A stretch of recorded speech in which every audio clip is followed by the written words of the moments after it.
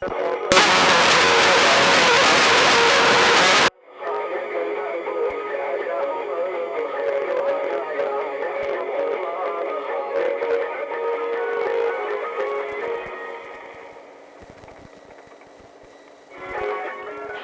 وتابعنا الشوط الماضي الشاهيني العامر بن سعيد بن عامر العويسي انتزعت وكانت بطلة في ذلك الشوط الماضي. نتابع ايضا شوطا جديد، الشوط الثاني عشر في هذه التحديات، وشوط للقعدان الحقائق 3 كيلومترات حاضرة في المحطة السادسة إشارة الديوان. نسأل الله دائما التوفيق والسداد والنجاح. ناخذ على الغزال ينطلق بشوط القعدان على صدارة الشوط سيف بن عيسى بن مطر الفلاحي من خدم السالمية صاحبة أول أشواطنا في شوط الضباب.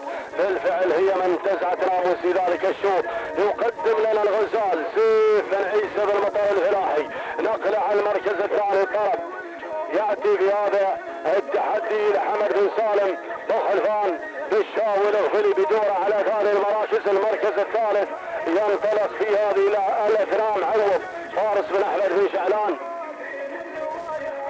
المزروعي بدوره في هذا التواجد، بينما نتابع اللي انضم هيمان لمحمد بن سالم بن سعيد المزروعي يتواجد في هذه اللحظات، بينما نتابع المركز الخامس حشيم كردوس بن عبد الله بن محمد العامري نقله جميله الى ايضا اشعار خليفه بن احمد بن شملان الفلاحي. يقدم لنا مغتاب في هذا التواجد، بينما يصل المحيط عبيد بن سالم بن علي بن مران المنصوري يتواجد ايضا بدوره في مستوى سابع المراكز. اما المركز الثامن في التواجد من الفايز عامر بن سعد بن محمد المري نقله مباشره ايضا بهذا الوجود من الخروف عتيق بن علي بن محمد المسافري ينطلق في هذه الاثناء انطلاقه ممتازه. ناخذ على المركز العاشر.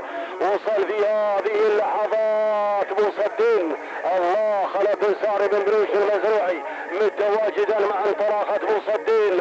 نعود الى البدايه، نعود الى مقدمه الشوط.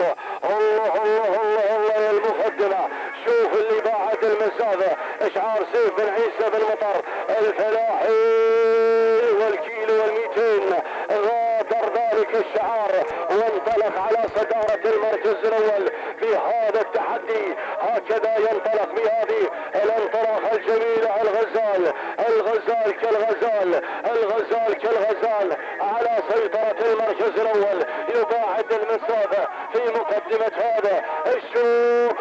سيف بن عيسى بن مطر الفلاحي ينطلق بدون منافس على الاطلاق، بدون منافس بالفعل يباعد المسافه عن بقيه كل الاسماء في هذا الشوط مع حضورها على المراكز الاخرى في هذا التحدي. مشاهدينا حفلنا الكريم، اذا هنالك اشعار خلف بن ساري بن بروش المزروعي قادم مع ابو صدين على ثاني المراكز في هذا التحدي، واشعار سيد سعيد بن سالم المزروعي يصل على المركز الثالث. ولكن اشوف واعود مع الغزال، الغزال الغزال على المقدمه وابو صدين يلاحق الغزال، ولكن البدايه هذا هو الغزال اللي شارد بناموس الشوط على المركز الاول بالتحدي. سيف بن عيسى بن مطر الفلاحي ابو صدين قادم مع اشعار خلف بن ساري بن بريش المزروعي. يا سلام الغزال ابو صدين يقترب، والغزال يقترب من خط النهايه ال200 متر الاخيره. الله الله الله يتواجد الغزال على سيطره المركز الاول.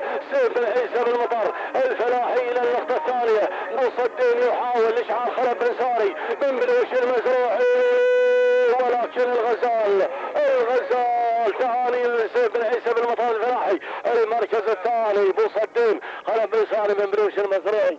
المركز الثالث سعيد بن سالم المزروعي. والمركز الرابع جاء فيه الخروف عتيق بن علي بن محمد المسافري. تهانينا والناموس على هذا الفوز. نعود الى التوقيت 4 دقائق 31 و3 اجزاء من الثانيه. تهانينا مع فوز الغزال لسيف بن عيسى بن مطر الفلاحي.